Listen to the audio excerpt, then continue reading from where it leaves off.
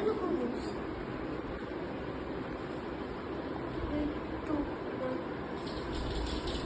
आता मी तुम्हाला दाखवतो कसा बाउल मस्त ओपन करायचं.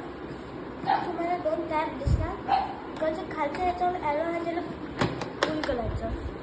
मग आता असं ओपन करायचं. मग सगळं त्याच्यात बघा पाईप मिळतं, तो मेन गम मिळतं.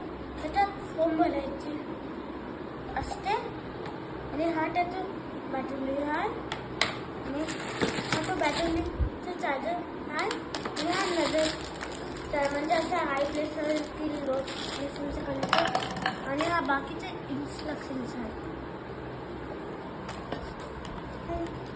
आता